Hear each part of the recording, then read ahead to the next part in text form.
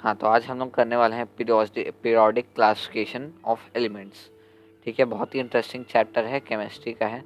Second chapter इसके बाद ख़त्म हो जाएगा। तो हम लोग पहले देखने वाले हैं early attempts at classification of elements. ठीक है, उसके बाद देखेंगे मॉडर्न पीरियोडिक टेबल, फिर देखेंगे वैलेंसी एटॉमिक साइज, उसके बाद देखेंगे metallic and non metallic properties को। हाँ, तो अब कहानी शुरू होती है 1817 से। ठीक है, 1817 से एक जॉन वुल्फगैंग करके एक जर्मन साइंटिस्ट होता है। ठीक है, जर्मन केमिस्ट होता है, जो ना एक अपना प्रपोज करता है एक आइडिया कि कैसे एलिमेंट्स को अरेंज करना चाहिए। तो वो क्या प्रपोज करता है कि एलिमेंट्स को इंक्रीजिंग एटॉमिक मासेस में अरेंज किया जाना चाहिए। ठीक है, और वो ग्रुप को ट्रेड्स बोलता है, TRIADS। ठीक है, ट्रेड्स बोलता है। तो जो एनसीईआरटी में ये वाला दिया है, ये फर्स्ट ग्रुप ये बताने के लिए है कि जैसे एनपीएस है तो ये गलत है, मतलब डॉबलर के जो ट्रेड्स है उसको फॉलो नहीं करता। ठीक है, और ये सेकंड और थर्ड वाले करते हैं। तो डॉबलर के जो ट्रेड्स है, डॉबलर के जो ग्रुप्स है, ठीक है, तो डॉबलर अपने पूरे ज़िंदगी में मात्र 3 ही ट्रेड या ग्रुप ढूंढ पाया। ठीक है, 3 ही मात्र। और वो क्या है, LINAK, और ये पूरे लिस्ट दिया है। ठीक है, 3 ग्रुप थे और हर एक ग्रुप, हर एक ट्रेड में 3 एलिमेंट्स थे। ठीक है, और जो बीच वाला एलिमेंट लाइक यहाँ पे BR है। ठीक है, तो BR जो है वो CL और I का दोनों का एवरेज है। ठीक है, दोनों का एटॉमिक मासेस का एवरेज था। ठीक है, बट ये सिर्फ मात्र 9 एलिमेंट्स पे लागू हो रहा था जो डॉबलर के ट्रेड्स थे। बाकी एलिमेंट्स इस डॉबलर के ट्रेड में फिट ही नहीं हो पा रहे थे, इसलिए ये जो आइडिया था इसको रिजेक्ट कर दिया गया। ठीक है, अब जो डॉबलर थे वो केमिस्ट्री और फार्मेसी के प्रोफेसर थे यूनिवर्सिटी ऑफ जेना में। ठीक है, डॉबलर ने अपनी पहली ऑब्जर्वेशन की थी प्लैटिनम में एज अ कैटलिस्ट। ठीक है, ये आ सकता है। अब जो था डॉबलर का जो ट्रेड था वो रिजेक्ट हो चुका था, भले वो रिजेक्ट हो चुका था, बट उसने दूसरे साइंटिस्ट को एनकरेज किया था। ठीक है, दूसरे केमिस्ट को एनकरेज किया था ताकि वो को रिलेट कर पाए प्रॉपर्टीज एलिमेंट्स के और उनके एटॉमिक मासेस को। ठीक है, फिर आया सीन में 1866 में जॉन न्यूलैंड्स। ठीक है, ये एक इंग्लिश साइंटिस्ट थे। इंग्लिश साइंटिस्ट मतलब वो ब्रिटेन से बिलोंग करते थे। ठीक है, उन्होंने जो अरेंजमेंट ऑफ एलिमेंट्स का दिया अपना, वो भी सेम दिया कि एलिमेंट्स को इंक्रीजिंग एटॉमिक मासेस में अरेंज करना चाहिए। ठीक है, और उन्होंने स्टार्ट किया था हाइड्रोजन से। ठीक है, लोएस्ट जिसका एटॉमिक मास था, और एंड किया था थोरियम, जो कि 56th एलिमेंट था उस समय का जब वो थे। उन्होंने ये पाया अपने रिसर्च में कि जो 8वां एलिमेंट है, ठीक है, हर 8वां एलिमेंट वो फर्स्ट एलिमेंट का प्रॉपर्टी शो कर रहा था। ठीक है, बट लॉ ऑफ ऑक्टेज जो था वो मात्र कैल्शियम तक ही एप्लीकेबल था, क्योंकि जो कैल्शियम के बाद जो भी 8th एलिमेंट था वो फर्स्ट एलिमेंट के प्रॉपर्टीज़ को पोजेस नहीं करता था। ठीक है, और जो उनका बहुत ही ज़्यादा स्ट्रॉन्ग बिलीफ था कि 56 एलिमेंट से ज़्यादा इस नेचर में हो ही नहीं सकते। अब न्यूलैंड ऑक्टेव क्या है? ऑक्टेव मतलब सारे गामा पधनी। ठीक है, हिंदी में, इंडिया में, और बाहर में इंग्लिश में दिया है ब्रैकेट में। ठीक है, तो इसको ऑक्टेव्स बोलते हैं। तो उन्होंने कंपेयर किया केमिस्ट्री के चार अपने आइडिया को ऑक्टेव्स के साथ। ठीक है, तो इसलिए इसका नाम पड़ गया है न्यूलैंड्स ऑक्टेव्स रूल। ठीक है, न्यूलैंड्स ऑक्टेव लॉ। तो यहाँ पे इन्होंने अरेंज जो किया HFCl, यहाँ तक तो काम करता था, बट कैल्शियम के बाद ये लॉ ऑफ ऑक्टेव काम नहीं करता था। जैसे HF और Cl मिलते जुलते थे, ठीक है, उनके प्रॉपर्टीज़, बट कोबाल्ट और निकल के प्रॉपर्टीज़ नहीं मिलते थे। तो इसका मतलब ये बस कैल्शियम तक ही एप्लीकेबल था। और उस समय हीलियम और इनर्ट गैसेस डिस्कवर नहीं हुई थी, इसलिए हाइड्रोजन के बाद हीलियम नहीं है। ठीक है, और जो उन्होंने कंपेयर किया था ऑक्टेव्स फाउंड इन म्यूजिक से। ठीक है, इसलिए इसका नाम पड़ गया लॉ ऑफ ऑक्टेव्स। हाँ, उन्होंने जो था उन्होंने ट्राई किया कि ये सारे एलिमेंट को फिट कर दे अपने टेबल में। तो न्यूलैंड जो थे उन्होंने दो दो एलिमेंट को सेम स्लॉट में डाल दिया। ठीक है, बट जो अनलाइक एलिमेंट जो एक दूसरे से मैच नहीं करते थे उनको सेम ग्रुप में डाल दिया। लाइक कि कोबाल्ट और निकल जो थे उनको सेम स्लॉट में डाल दिया था, कोबाल्ट और निकल को। ठीक है, और जो और जो और उस कॉलम में प्लेस कर दिया गया था जहाँ पे फ्लोरीन, क्लोरीन, ब्रोमीन थे, जो कि कोबाल्ट और निकल से बहुत ही ज़्यादा डिफरेंट थे। ठीक है, और जो कि आयरन था, ठीक है, वो कोबाल्ट और निकल के प्रॉपर्टीज से रिजेंबल करता था, बट उसको बहुत ही ज़्यादा दूर रख दिया गया था आयरन से, कोबाल्ट और निकल को। ठीक है, ये कुछ लिमिटेशन थी न्यूलैंड लॉ की। और जो न्यूलैंड का लॉ था वो बस लाइटर एलिमेंट्स तक ही वर्क करता था, ठीक है, लाइटर एलिमेंट्स के लिए ही वर्क करता था। जैसे कि हम लोग ने देखा कि बस कैल्शियम तक ही वर्क करता है, ठीक है। और जैसे जैसे नोबल गैसेस की डिस्कवरी हुई, तब जो लॉ ऑफ ऑक्टेव्स था वो बहुत ही ज़्यादा इररेलेवेंट हो गया था, मतलब कोई काम का नहीं आता था, ठीक है। तो ये थ्योरी भी रिजेक्ट हो जाती है। फिर आते हैं मेल्डविक, ठीक है। ये एक रशियन केमिस्ट थे और इनका बहुत ही ज़्यादा इंपॉर्टेंट कंट्रीब्यूशन था early development of periodic table के टाइम में, ठीक है। और इन्होंने कैसे अरेंज किया था एलिमेंट्स को, उनके फंडामेंटल प्रॉपर्टी पे, ठीक है, उनके एटॉमिक मास पे, और थर्ड चीज़ उनके सिमिलैरिटी ऑफ केमिकल प्रॉपर्टीज़ पे। देखिए जो अरेंजमेंट था एलिमेंट्स का, जो मेल्डिव्स ने प्रपोज किया था, उसको बोलते हैं मेल्डिव्स पीरियोडिक टेबल, ठीक है, नाम से ही समझ आ रहा है।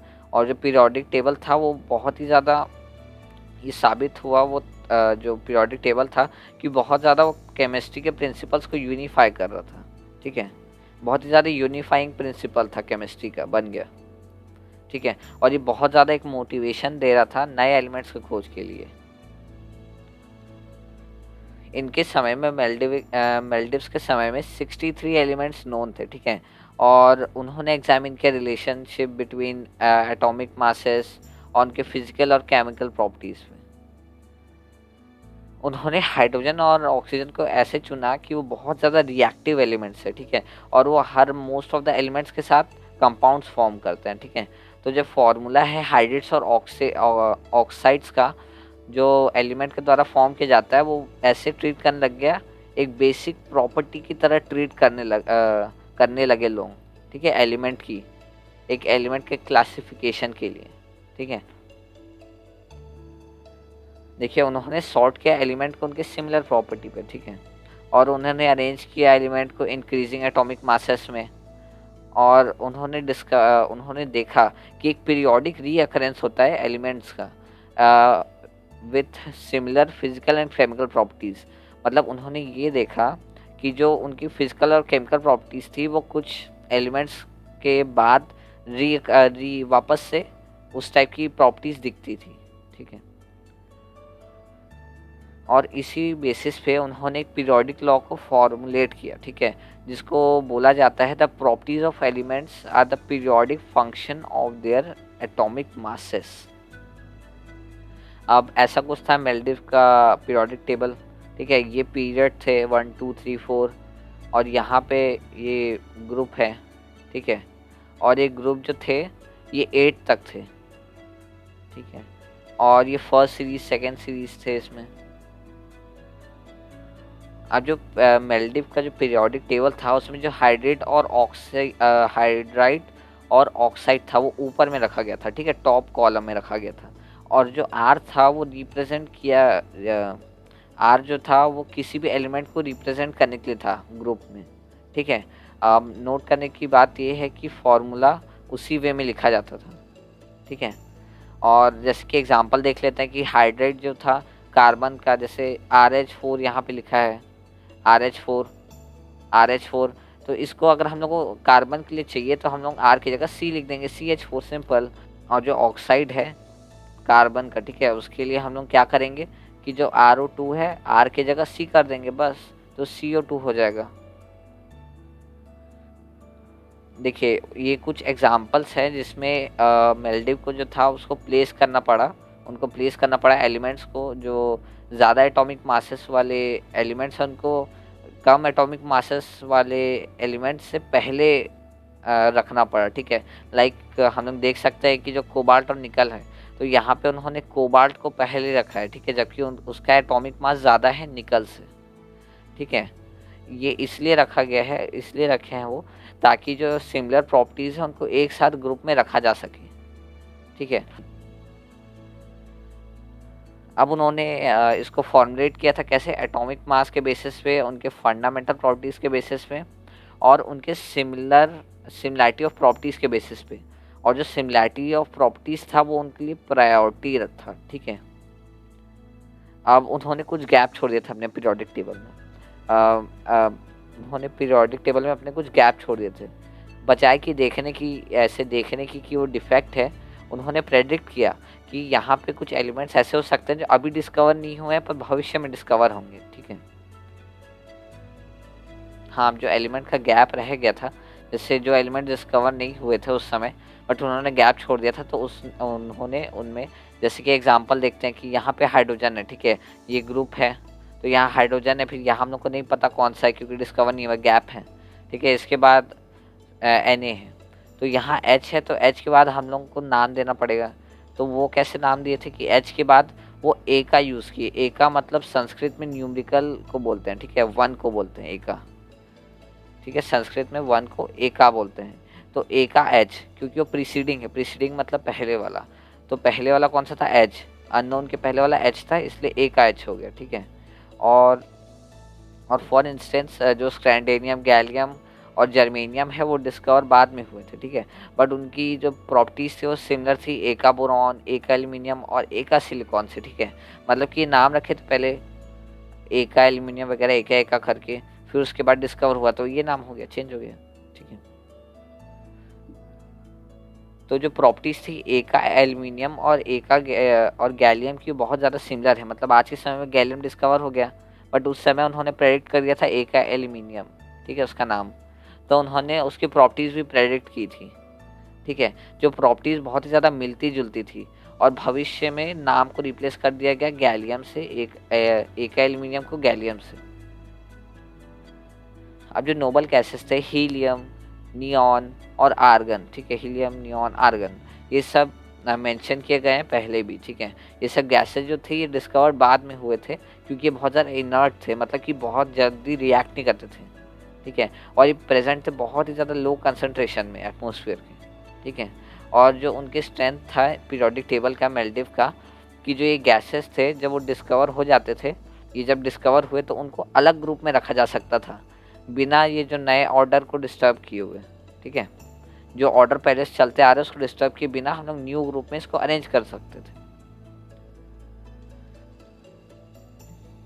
देखिए अब एक समस्या आ गया था, लिमिटेशन था कि जो इलेक्ट्रॉनिक कन्फिग्रेशन था हाइड्रोजन का वो एल्कलाइन मेटल से रिजेंबल करता था, जैसे कि हाइड्रोजन कंबाइन होता था हेलोजन के साथ, ऑक्सीजन के साथ, सल्फर के साथ, और फॉर्म करता था कंपाउंड जिसके पास जो सिमिलर फार्मूला थे, ठीक है, मेटल्स के जैसे।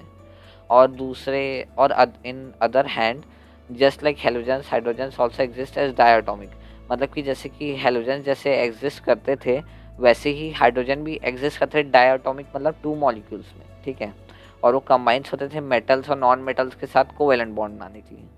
तो ये एक लिमिटेशन था कि वो Na को सही से हाइड्रोजन को सही से प्लेस नहीं कर पाए थे, जैसे कि हम यहाँ देख सकते हैं कि HCl, ठीक है, HCl, H2O ये से कोवेलेंट बॉन्ड बना के रहते हैं, और Na का दिखाया गया है सोडियम का, तो सोडियम भी वही उसी तरीके के बॉन्ड बनाता था, ठीक है, जैसे कि हम लोग देख सकते हैं यहाँ सीरीज में हाइड्रोजन रख दिए, उसके बाद लिथियम रख दिए हैं, हाइड्रोजन नॉन मेटल है, ठीक है, जबकि लिथियम एक मेटल है, तो ये एक लिमिटेशन था उनके पीरियोडिक टेबल का। और certainly no fix position can be given to hydrogen in the periodic table, मतलब कि कोई भी जो फिक्स पोजीशन था वो हाइड्रोजन को नहीं दिया गया, मिल पाया, ठीक है, क्यों यही था एक लिमिटेशन मेल्डिव के पीरियोडिक टेबल का कि वो सही जगह नहीं दे पाए हाइड्रोजन को, ठीक है। और जब उन्होंने ये पीरियोडिक टेबल प्रपोज किया था उसके कई मतलब टाइम बाद, बहुत ही टाइम बाद आइसोटोप्स डिस्कवर हुए थे, ठीक है, आइसोटोप्स। और जो आइसोटोप्स हैं हम लोग रिकॉल करते क्या होते हैं, आइसोटोप्स होते हैं जो एलिमेंट्स होते हैं उनके सिमिलर केमिकल प्रॉपर्टी होती है बट उनका एटॉमिक मास डिफरेंट होता है बस, ठीक है। और देखिए आइसोटोप जो था वो मेल्डिव्स के पीरियोडिक टेबल के लिए एक चैलेंज सा बन गया था, ठीक है। और जो दूसरी प्रॉब्लम थी, ठीक है, दूसरी प्रॉब्लम थी कि जो एटॉमिक मास था ना वो लीनियरली नहीं बढ़ा था, कभी वो ज़्यादा हो जा रहा था अगले एटम में जाके, वो कम हो जा रहा था अगले एलिमेंट में जाके, ठीक है। और वो और ये बहुत ही ज़्यादा इम्पॉसिबल बना रहा था प्रेडिक्ट करना कि दो एलिमेंट्स के बीच में कौन से नए एलिमेंट्स हो सकते हैं, ठीक है, स्पेशली जब हम लोग कंसीडर करते हैं हेवियर एलिमेंट्स को। अब हम लोग को प्रेडिक्ट करना है मेल्डिव्स के पीरियोडिक लॉ के हिसाब से कि जो ऑक्साइड्स है वो इन एलिमेंट्स के कैसे बनेंगे। तो हम लोग एक एग्जांपल देख लेते हैं, जैसे कि के का, ठीक है, तो के की सीरीज़ में आता है फर्स्ट फर्स्ट ग्रुप में आता है, ठीक है, के फर्स्ट ग्रुप में आता है के। तो यहाँ पे इसका ऑक्साइड कैसे बनेगा, ये ऑक्साइड का formula D R O R2O, ठीक है। तो हम लोग इसको क्या कर देंगे, आर को वेरिएबल से बदल देंगे, वेरिएबल है ना आर, तो उसको के से बदल देंगे तो K2O हो जाएगा। और ऐसे करके कार्बन, एल्यूमिनियम, सिलिकॉन और Ba का भी निकाल सकते हो सबका, ठीक है। ऊपर से नीचे को हम लोग ग्रुप बोलते हैं, ठीक है। और जो हम लोग लेफ्ट से राइट देखते हैं उसको हम लोग पीरियड बोलते हैं। और अभी के टाइम में टोटल 18 ग्रुप हैं और 7 पीरियड हैं, ठीक है। और क्या क्या टाइप की चीज़ें होती है, मेटल्स होते हैं, नॉन मेटल्स होते हैं और मेटलॉइड्स होते हैं, ठीक है। और ये जिगजैग लाइन है, जिगजैग लाइन मतलब ये वाली जो बोरॉन, सिलिकॉन ये बॉर्डर पे आते हैं, ठीक है। तो ये आर्सेनिक, ये सब, ये बॉर्डर लाइन जो है ये मेटल्स और नॉन मेटल्स को सेपरेट करती है। तो इसी के बीच में सारे मेटलॉइड्स पड़ते हैं, ठीक है, जिसमें कुछ प्रॉपर्टी मेटल्स की रहती है, कुछ प्रॉपर्टीज नॉन मेटल्स की रहती है। हाँ, तो 1913 में हेनरी मोसले ने ये शो किया था कि एटॉमिक नंबर जो है जिसको हम लोग जेड से सिंबलाइज करते हैं वो एक ज़्यादा फंडामेंटल प्रॉपर्टी है देन एक एलिमेंट के एटॉमिक मास से, ठीक है। पर इसलिए मेल्डेविक्स के जो पीरियोडिक टेबल थे, पीरियोडिक लॉ था, उसको मॉडिफाई करके एटॉमिक नंबर पे अडॉप्ट कर लिया गया था, मतलब एटॉमिक नंबर के हिसाब से अरेंज कर दिया गया था, ठीक है। और ये है ग्रुप और ये है एक पीरियड। और जो एक पीरियड होता है, मतलब जब ऐसे यहाँ हम लोग लेफ्ट से राइट जाते हैं, एक पीरियड होता है तो उसमें जो शेल्स रहते हैं, ठीक है, वो सेम रहता है शेल्स, ठीक है, सेम रहता है, सेम क्वांटिटी में रहते हैं। जैसे हाइड्रोजन में एक जैसे लिथियम में एक है, ठीक है, एक शेल है, तो फिर बोरॉन में भी एक ही शेल होगा, कार्बन में एक शेल, सब में एक ही शेल होगा, ठीक है। और हर ग्रुप में जो बैलेंस इलेक्ट्रॉन्स रहते हैं वो सेम रहते हैं। जैसे कि हम लोग एग्जांपल देखते हैं कि फ्लोरीन है और जो हर एक ग्रुप है उसमें जो बैलेंस इलेक्ट्रॉन्स रहते हैं वो सेम नंबर में रहते हैं, ठीक है। लाइक हम लोग एग्जांपल देख सकते हैं कि फ्लोरीन और जो क्लोरीन है, ठीक है, फ्लोरीन और क्लोरीन एक ग्रुप में है तो उनका वैलेंसी होता है 7, ठीक है, उनका वैलेंसी होता है 7, ठीक है। और ऐसे एक ग्रुप में वैलेंसी सेम रहता है, वैलेंस इलेक्ट्रॉन्स। तो जैसे यहाँ पे अगर हम लोग जैसे एग्जांपल देखें कि पीरियड पोटेशियम, जैसे पोटेशियम से चालू किए और क्रिप्टॉन तक चले गए, ठीक है, तो ये एक पीरियड हो गया। ऐसे ऐसे देखेंगे तो, और ये एक यूनिट से इंक्रीज होता है जैसे जैसे हम लोग लेफ्ट से राइट बढ़ते जाते हैं, मतलब जैसे लिथियम हो गया, फिर हम लोग चले गए नियॉन तक, लेफ्ट से राइट गए, ठीक है। तो ये हर बार एक एक यूनिट बढ़ता है, जैसे कि पोटेशियम में 1 हो सकता है, तो कैल्शियम में 2 होगा, स्कैंडियम में 3, टाइटेनियम में 4 हो जाएगा। ऐसे करके वैलेंसी जो होगी, वैलेंसी इलेक्ट्रॉन तो एक यूनिट से बढ़ेगी, ठीक है। और जो नंबर ऑफ इलेक्ट्रॉन्स है जो एकोमोडेट कर सकता है एक शेल, वो डिपेंड करता है एक फॉर्मूला जो 2n² है उसमें, ठीक है, जिसमें n है नंबर ऑफ द शेल। हाँ, तो जो मैक्सिमम नंबर ऑफ इलेक्ट्रॉन्स है जो कि हम लोग एक शेल में एकोमोडेट कर सकते हैं, ठीक है, उसका फॉर्मूला है 2n², जहाँ पे n जो है नंबर ऑफ शेल है, ठीक है। तो ये अभी फॉर्मूला तुम लोगों को तो काम नहीं आएगा, बस ये याद रख लें 2n², ठीक है। और ये हम लोग का मॉडर्न पीरियोडिक टेबल। हाँ, तो जैसे कि इलेक्ट्रॉनिक कन्फिग्रेशन जो होती है 2, 8, 8, 18, 18, 32, 32 होती है, ठीक है। तो वैसे ही जो पीरियड होता है, ठीक है, पीरियड ऐसे होते हैं, ऐसे ये एक पीरियड हो गए, 2 पीरियड, ये 3 पीरियड, ठीक है। तो ये पीरियड 7 पीरियड होता है, टोटल 7 पीरियड्स, ठीक है, 7 पीरियड्स होते हैं। तो उनमें जो एलिमेंट्स रहते हैं वो भी सेम रहते हैं। पहले वाले पीरियड में 2, सेकेंड पीरियड में 8, थर्ड पीरियड में भी 8, ऐसे करके पूरा सेम रहता है इलेक्ट्रॉनिक कन्फिग्रेशन और नंबर ऑफ एलिमेंट्स एक पीरियड में। तो तुम लोग ऐसे याद रख सकते हो कि एक पीरियड में कितने नंबर ऑफ एलिमेंट्स है, ठीक है, इलेक्ट्रॉनिक कन्फिग्रेशन से आराम से याद रख सकते हो। हाँ, अब वैलेंसी, ठीक है, एज यू नो कि वैलेंसी जो है एक एलिमेंट का उसके नंबर ऑफ वैलेंस इलेक्ट्रॉन पे डिपेंड करता है कि उसके आउटर मोस्ट शेल में कितने इलेक्ट्रॉन्स हैं, ठीक है। जैसे कि यहाँ पे बेरिलियम का, ये बेरिलियम का एग्जांपल है, तो बेरिलियम का ये 2 अंदर हो गया, ठीक है, ये स्टेबल हो गया। अब यहाँ पे 2 एक्स्ट्रा है, ठीक है, तो इसका वैलेंसी कितना हो जाएगा, 2 हो जाएगा, ठीक है ना, 2 हो जाएगा। अब जो एटॉमिक साइज है उस एटम का जो रेडियस है फ्रॉम इट्स न्यूक्लियस, ठीक है, और इलेक्ट्रॉन तक उसके आखिरी शेल तक, उसी को हम लोग एटॉमिक साइज बोलते हैं, ठीक है। और हाइड्रोजन का एटॉमिक साइज जो है वो 37 pm है, ठीक है, पिकोमीटर। और पिकोमीटर ये बहुत छोटा यूनिट होता है, और 1 picometre is equal to 10⁻12 metre होता है, ठीक है। तो हम लोग कैसे निकाल सकते हैं एटॉमिक साइज? इन न्यूक्लियस से हम लोग ऐसे रेडियस लेंगे उसका आउटर मोस्ट शेल तक, ठीक है, आउटर मोस्ट शेल तक एक रेडियस ले लेंगे, बस वो एटॉमिक साइज हो जाएगा। अब देखो लेफ्ट हैंड साइड में पूरे मेटल्स होते हैं, जैसे कि हम लोग देख सकते हैं यहाँ तक पूरे मेटल्स हैं, यहाँ तक पूरे मेटल्स हैं, जितने भी है पूरे मेटल्स हैं, ठीक है। और ये बीच में लाइन में आते हैं, ये boron, silicon, germanium, arsenic, anatomy, ये बाकी सब जितने भी आते हैं, ये सब येलो कलर वाले, ये सब सेमी मेटलॉइड या मेटलॉइड है, ठीक है, सेमी मेटल है या मेटलॉइड है। और जो राइट साइड है यहाँ पे हम लोग देख सकते हैं कि सारे नॉन मेटल है, जैसे कि carbon, nitrogen, oxygen, fluorine, neon, sulphur, bromine, ठीक है, सारे नॉन मेटल हैं, तो ऐसे याद रख सकते हो। और जो जिगजैग लाइन है, ये वाली जिगजैग लाइन रेड कलर की, ये सेपरेट करती है मेटल्स को नॉन मेटल से, क्योंकि देखो यहाँ पे पूरे मेटल्स थे, यहाँ पे मेटलॉइड और नॉन मेटल है, ठीक है। अब जो मेटलॉइड है वो कुछ प्रॉपर्टी मेटल की और कुछ प्रॉपर्टी नॉन मेटल की शो करता है, जैसे कि बोरॉन, सिलिकॉन, जर्मेनियम, आर्सेनिक, ठीक है, ऐसी ये सब है। और जो मेटल होता है वो इलेक्ट्रो पॉजिटिव होता है, मतलब कि वो दे सकता है इलेक्ट्रॉन, ठीक है, बॉन्ड बनाते समय, क्योंकि उसका बाहर का लूज रहता है, स्टेबल होने के लिए वो देना चाहता है, ठीक है, इसलिए इलेक्ट्रो पॉजिटिव हो जाता है। और जो नॉन मेटल रहता है वो इलेक्ट्रो नेगेटिव रहता है, क्योंकि वो बॉन्ड बनाते समय इलेक्ट्रॉन ले लेता है स्टेबल होने के लिए, ठीक है। तो मेटल ऑक्साइड्स जो रहते हैं वो बेसिक होता है, एसिड बेसिक वाला। तो मेटल ऑक्साइड जो रहता है वो बेसिक इन नेचर होता है, और non metal acidic in nature होता है, ठीक है।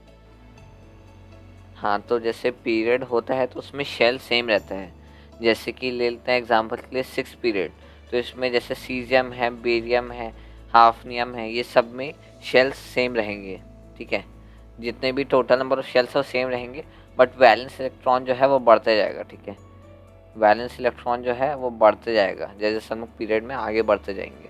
जबकि ग्रुप में जो शेल्स है वो इंक्रीज होते जाएगा, जैसे यहाँ पे पहले एक शेल था, फिर 2 हो गया, ठीक है, फिर यहाँ 3, 4 से शेल्स बढ़ते जाएंगे ग्रुप में, ठीक है, शेल्स बढ़ते जाएंगे, बट जो वैलेंस इलेक्ट्रॉन है वो सेम रहेगा। जैसे कि हम लोग यहाँ देखते हैं इसमें भी वैलेंस इलेक्ट्रॉन 1 है, इसमें भी 1 है, लिथियम में, सोडियम में भी 1 है, तो सब में 1 1 है, ठीक है। अब जो हर एक पीरियड है उसमें जो हर एक जो पीरियड है, ठीक है, एवरी पीरियड, उसमें जो न्यूक्लियर पावर है जो प्रोटॉन का है वो इंक्रीज करता है, मतलब कि प्रोटॉन का नंबर बढ़ते जाता है, जैसे इसमें 87 प्रोटॉन, इसमें 88, जैसे प्रोटॉन का नंबर बढ़ते जाता है, ठीक है। और जो इसमें प्रोटॉन का नंबर बढ़ते जाता है बट शेल्स नहीं बढ़ते हैं, तो ये शेल्स सेम रहते हैं, इस वजह से जो एटम है वो श्रिंक करने लगता है, छोटा होने लगता है, ठीक है। और जो जैसे अगर हम लोग अगला देखें, जैसे 1 से 2, ठीक है, 1 से 2 अगर देखें पहला पीरियड से दूसरा पीरियड, तो इसमें एक जो इलेक्ट्रॉनिक शेल है वो आ जाता है, और ठीक है, जैसे यहाँ पे एक शेल था, अब यहाँ पे दूसरा शेल हो गया, तो एक से दूसरे पीरियड में एक शेल बढ़ जाता है, ठीक है, बढ़ते जाता है। अब जब न्यूक्लियर पावर जैसे जैसे एलिमेंट का बढ़ते जाता है, मीन्स प्रोटॉन बढ़ते जाता है जैसे जैसे एलिमेंट में, वैसे वैसे उसका शेल भी अब बढ़ते जाता है, ठीक है, एक ग्रुप में। जैसे यहाँ पे जैसे हम लोग देखे ग्रुप में, तो जैसे जैसे इसमें न्यूक्लियर प्रोटॉन बढ़ता जाता है वैसे वैसे शेल भी बढ़ता जाता है, ठीक है। तो इस वजह से एटम का जो साइज़ है वो बढ़ते जाता है जैसे जैसे हम लोग ग्रुप में नीचे आते जाते हैं, ठीक है। तो अब जैसे पीरियड जो है, पीरियड जैसे एक पीरियड हो गया, ठीक है, जैसे हम लोग लेते हैं 5th पीरियड एग्जांपल के लिए, ठीक है। तो जैसे जैसे एलिमेंट जो है पीरियड में बढ़ता जाता है, जैसे हम लोग रूबिडियम से स्कोटियम और ऐसे ऐसे करके आगे बढ़ते जाते हैं पीरियड में, ठीक है, वैसे वैसे एटम का साइज़ घटते जाता है। क्यों? क्योंकि शेल्स तो बढ़ नहीं रहे हैं बट प्रोटॉन्स बढ़ रहे हैं, न्यूक्लियस बढ़ रहा है उसका पावर, तो इसलिए वो श्रिंक होने लगता है, ठीक है, और एटम का जो साइज़ है वो घटने लगता है। बट ग्रुप में ऐसा नहीं होता, एलिमेंट जैसे जैसे बढ़ते जाता है, जैसे कि हीलियम से नियॉन, नियॉन से आर्गन, जैसे जैसे एलिमेंट बढ़ते जाता है, ठीक है, वैसे वैसे यहाँ पे वैलेंस इलेक्ट्रॉन्स भी बढ़ते जाते हैं और शेल्स भी बढ़ते जाते हैं। इस वजह से जो वैलेंस शेल है वो ओवर पावर कर देते हैं न्यूक्लियस की पावर को, ठीक है। इसलिए एटम का साइज जो है बढ़ने लगता है। अगर तुम लोग यहाँ तक वीडियो जो क्लियर, तो इसके बाद तुम लोग एनसीईआरटी पढ़ने की ज़रूरत नहीं है, ठीक है। बस क्वेश्चन सॉल्व करते रहो, कोई अच्छे पब्लिकेशन के क्वेश्चंस, ठीक है। बस यही करो। और केमिस्ट्री तब ख़त्म हो गया, पिछला वीडियो बनाया था, देख लो जाके, अगर नहीं देखे हो तो चैनल पे है, ठीक है। अब हम लोग फिजिक्स स्टार्ट करेंगे, तो इसे सब्सक्राइब कर लो, जल्दी से शेयर भी कर लो, ठीक है। थैंक यू पूरा वीडियो देखने के लिए।